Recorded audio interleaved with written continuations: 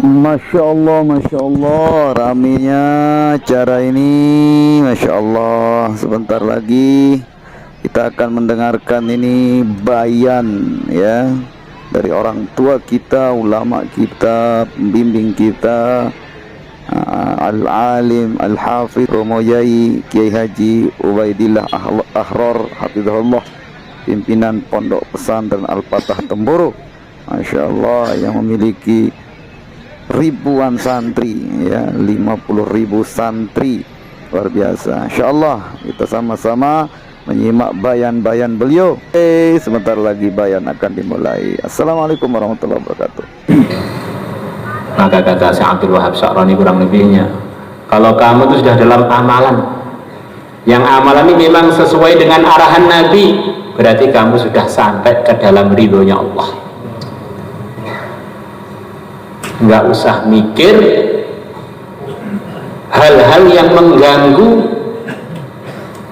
kondisi kamu dalam ridhonya Allah, apapun itu, walaupun itu namanya malakul maut, nggak usah kamu gubris, kamu sudah dalam jalan yang benar.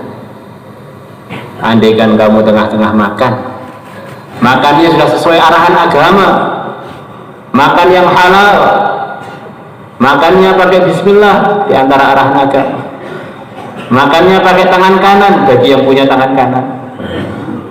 Enggak, sebagian nggak punya tangan kanan, beda lagi fatwanya. Kemudian datang malakul maut, nggak usah berhenti makan, teruskan aja. Nanti selesai makan sudah sampai ke surga. Tengah-tengah tidurnya sudah sesuai arahan agama. Di antaranya tidur dengan zikir, arahan yang paling ringan, tidurlah dengan zikir sampai ketiduran. Di antara arahannya itu ada arahan lengkap, wudhu dulu, menghadap kiblat, dan seterusnya. Sebagian telah kita pelajari sebagiannya. Tengah-tengah tidur kok malakul maut datang, saya malakul maut mau nyabut nyawa kamu. Ya silahkan cabut, saya sudah dalam arahan agama. Bangun tidur kaget, sudah ada bidadari yang cantik nunggu kita. Urban atroba, ini sifatnya para bidadari, para hadirin. Syakilatun, ghanijatun, aribatun, arubatun. Katanya arubat ini mufradnya adalah arubah, artinya bidadari ini punya sifat yang luar biasa. Sifatnya begitu romantis pada suaminya. Kalau untuk selain bidadari, auruban artinya bidadari yang genit. Ini genitnya pada suaminya. La ilaha illallah. Maka hidup kita latihan mulai tertib potong kuku sampai potong rambut, disesuaikan dengan apa yang diridhai oleh Allah, ikut arahan yang mulia Nabi besar Muhammad SAW. Yang sudah tahu diistiqomahkan, yang belum tahu belajar lagi, biar kehidupan kita 24 jam di dalam hidayah. Kemudian selepas para nabi, para rasul,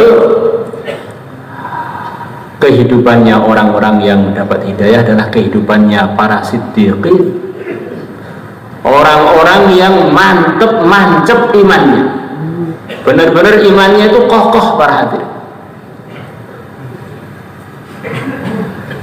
Dimufakati oleh para ulama, pimpinannya seluruh siddiqin mulai zaman Nabi Adam sampai nanti hari kiamat, tidak ada yang lebih tinggi melebihi Sayyidina Abu Bakar radhiyallahu anhu.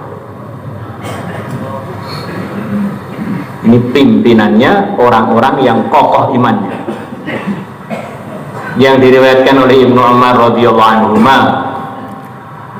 "Lau zina imanu Abi Bakrin biimani jami'il ummah la rajahati.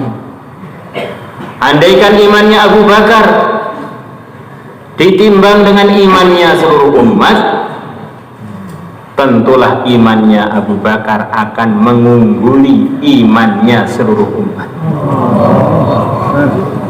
Kata sebagian ulama, umat di situ itu termasuk Sayyidina Umar.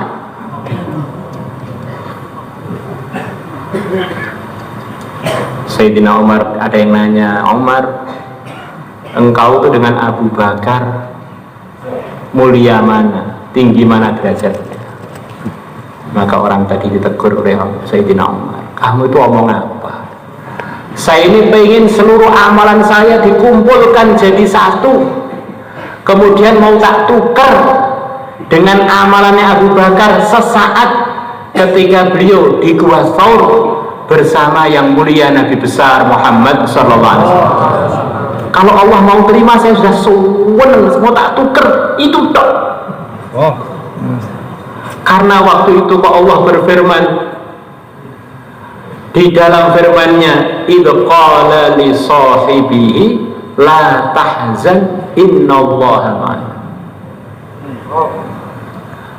Ketika Nabi Muhammad bilang kepada sahabatnya, pada seorang sahabatnya ketika di gua itu, kamu nggak usah susah, sesungguhnya Allah bersama kita. Sahabat sudah banyak, selain Abu Bakar juga sudah pada beriman. Kok sepertinya dalam ayat itu seakan-akan Allah nggak kenal dengan semua sahabat Nabi, yang dikenal hanya Abu Bakar tok, yang lain pada kemana derajatnya itu? Begitu hebatnya Sayyidina Abu Bakar, yang disebut Abu Bakar tok, yang lain kok enggak, katanya. Saya pengen tukar seluruh amalan saya, yang buka negara apa, saya mau tak tukar dengan itu loh, la tahzanin idz qala li sahibihi la tahzan innallaha ma'ana. Dan gak kira diterima usulan saya, gak kira diterima. Kok kamu bandingkan saya dengan Abu Bakar?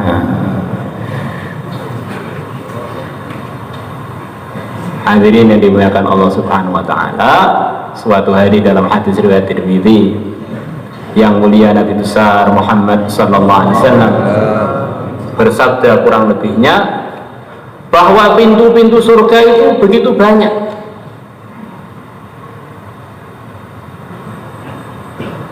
Orang akan dimasukkan ke surga mengikut amalannya yang paling dominan dalam kehidupannya.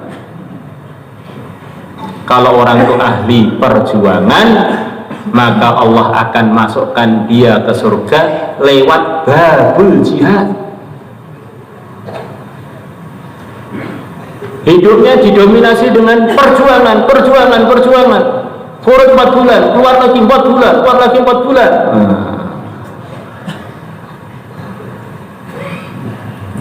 Kalau orang itu hidupnya didominasi dengan sedekah, maka Allah akan masukkan dia dari pintu babus sedekah yang ada di surga sana. Sedekah lagi, korban harta lagi. Nanti orang yang seperti begini ini akan dimasukkan oleh Allah dari pintu sedekah yang ada di surga sana. Orang yang kehidupannya didominasi amalannya dengan puasa, nanti Allah akan masukkan dia ke pintu surga yang pintunya namanya pintu babus som, pintu puasa. Di sini riwayatnya bukan babur royan, pintu puasa. Royan itu biasanya untuk fadilahnya Ramadan. Ini puasa secara umum. Kalau orang itu ahli zikir, sebentar wiridan, maka orang ini akan dimasukkan oleh Allah dari pintu zikir yang ada di surga sana. Ada orang hari-hari yang mendominasi amalannya sedekah. Kok sedekah? Salat, selepas salat fardu, salat sunnah itu terus begitu. Maka Allah akan masukkan orang ini di surga lewat pintu salat. Kurang lebihnya begitu itu. maka pintu surga jangan kita aku sendiri para hadirin, pintunya banyak. Kalau orang ahli wirid ini belum mau tak taskir, berarti nggak masuk surga loh. Yang melihat surga itu Rasulullah, bukan kita para hadirin. Maka Sayyidina Abu Bakar mengatakan, ya Rasulullah sallallahu alaihi wasallam, kalau orang telah dimasukkan oleh Allah dari salah satu pintu surga yang kau sebutkan tadi, dia sudah masuk surga, nggak masalah, sudah sukses dia. Pertanyaan saya, adakah orang yang semua pintu surga pengen dia masuk? Kata sebagian ulama, maksudnya Sayyidina Abu Bakar, apakah ada orang itu dalam segala amalan tuh dia ini soft awal, akhirnya semua pintu surga boleh dia masuki, dan dia dipanggil oleh pintu-pintu tersebut karena semuanya pengen dia masuki? Ada kamu di antaranya. Kadang-kadang kita ini merasa iman kita ini sudah naik para hadirin. Kita syukurilah ketimbang